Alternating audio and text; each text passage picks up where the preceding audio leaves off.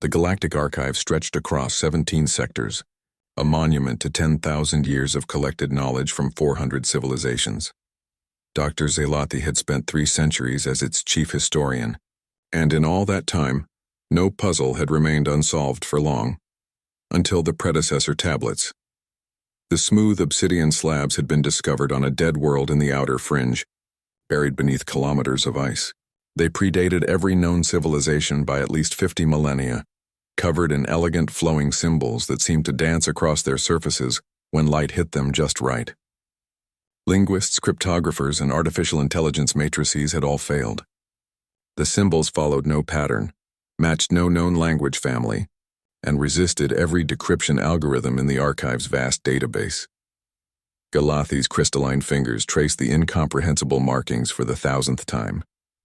The predecessor civilization represented everything the archive stood for: knowledge, history, understanding. And yet they remained silent. Dr. Zelati? The voice belonged to Ambassador Currings, whose species had joined the Galactic Council only 2 centuries prior. The human delegation has arrived for their orientation. Zelati's optical sensors dimmed with irritation. Humans, the newest council members, barely a generation past their first faster-than-light flight. They had caused quite a stir with their aggressive expansion and peculiar problem-solving methods, but Zelati found them exhausting. They asked too many questions, touched everything, and had no respect for established protocols. "Send them to the orientation chamber," Zelati said. "I'll join them shortly," but Currings gestured apologetically. "They've already wandered off. I believe they're in the predecessor wing." Of course they were. Zelati found them quickly enough. 2 humans stood before the primary predecessor display, their soft faces animated with curiosity. The female, designated as Anna Chen according to her cultural database entry, was a xenolinguist. The male, Jack Morrison, was listed as an engineer, though humans seemed to blur professional boundaries with alarming casualness. "Fascinating," Anna was saying, leaning close to the protective field surrounding the largest tablet. "The symbol density is remarkable. There must be thousands of unique characters." "Welcome," Zelati said, her translator rendering her clicks and harmonics into serviceable human standard. "You found our greatest mystery. The predecessor tablets have defied translation for 800 years." Jack turned, his face splitting into that peculiar expression humans called a smile. 800 years? That's a long time, indeed. "No one can read this script," Zelati said with finality. "We've determined it may be a form of artistic expression rather than true language. Some mysteries, it seems, are meant to remain unsolved." Anna moved along the display, her eyes scanning the tablets with intense focus. Zelati noticed the human's hands making small gestures, as if tracing invisible patterns in the air.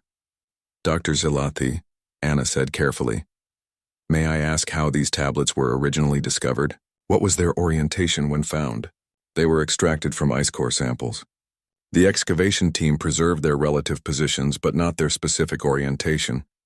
"Why would that matter?" Anna and Jack exchanged a look, that peculiar form of silent communication humans seemed to excel at. "Could we see Tablet 7? Anna asked. "The one in the secondary vault?" Zelati's irritation grew, but protocol demanded cooperation with council members. She led them to the climate-controlled vault where lesser tablets were stored. Tablet 7 floated in its suspension field, its symbols glinting in the carefully calibrated lighting. Jack approached the control panel. "May I?" Before Zelati could respond, the human's fingers flew across the interface, surprisingly deft for such a young species. The tablet rotated slowly in its field. "Stop," Anna said quietly. The tablet hung inverted, its base where the top had been. Anna stepped closer, her eyes moving across the symbols with growing excitement. "It's not an unknown script," she said, her voice barely above a whisper. "It's a known pattern. Dr. Zelati, you're holding it upside down." Silence filled the vault. Zelati's sensors focused with razor precision on the inverted tablet. "Upside down?" Zelati repeated. "There's no up or down in space. We examined every possible orientation. But you didn't examine them with human pattern recognition," Jack said, pulling out a small holographic projector. "May I?"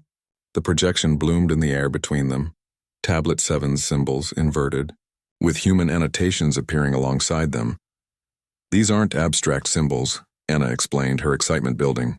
They're pictographs. When properly oriented, they represent star charts, anatomical diagrams, mathematical formulae. This section here, she highlighted a flowing cluster of symbols. That's a description of DNA analog structures. And this, another section glowed, is a numerical system based on base 12 mathematics. Selathi felt something she hadn't experienced in decades. Genuine shock. She rotated tablet 7 again, forcing herself to see it through this new perspective. The meaningless symbols resolved into coherent images. A star map. A figure, bipedal, bilateral symmetry. Chemical notations. Impossible, Selathi breathed.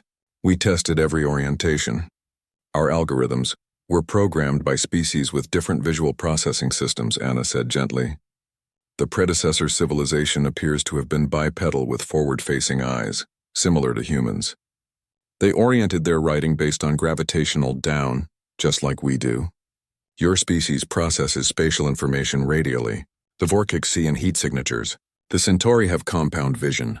None of you were looking for upside down, because that concept doesn't exist in your environmental contexts.